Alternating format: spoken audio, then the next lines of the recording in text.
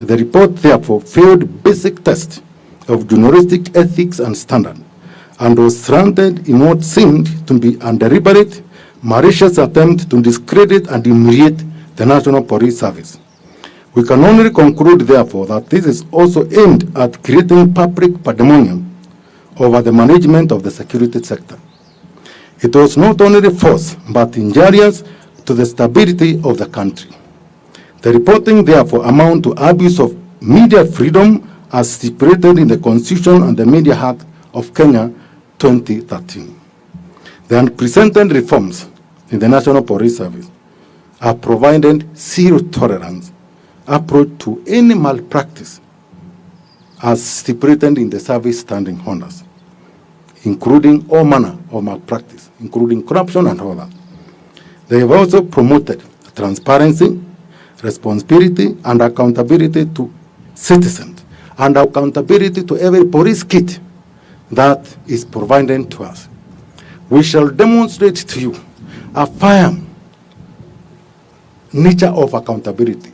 That is one of the most guarded tool of duty that ever a police officer. And from the training, and for some of you who have visited during training in our various training colleges in the city, you may see the training of a firearm, how it is undertaken. They have also promoted transparent responsibility, as I've demonstrated, and I can say the timing and manner of the report, therefore, appears to be an attempt to create tension and disharmony between the police and civilians. The Inspector General, in consultation with the National Police Service Commission, has never hesitated to take stand and immediate action against any officers found violating the National Police Service standing orders.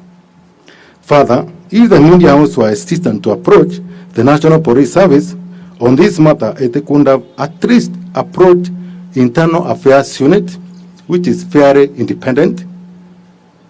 Then, if it's not Internal Affairs Unit, then the Independent Police Oversight Authority, which is absolutely independent and at liberty to investigate any malpractice as far as the police criminality is concerned.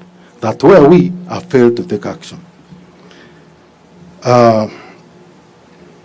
All these two agencies have anonymous reporting and information system, where once you give the information, nobody who can know who gave the information for purposes of protection and confidentiality.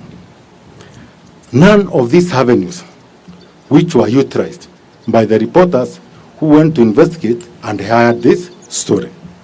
The allegation made in this report are extremely serious. Extremely serious.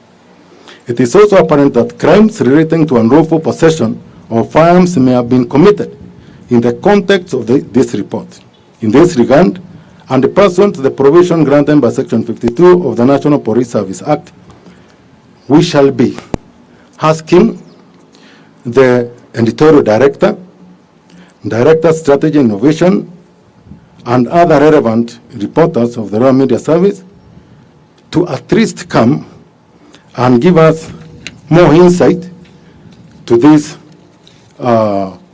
report in pursuit of the criminals who have been harboring these weapons here. We have no idea what atrocities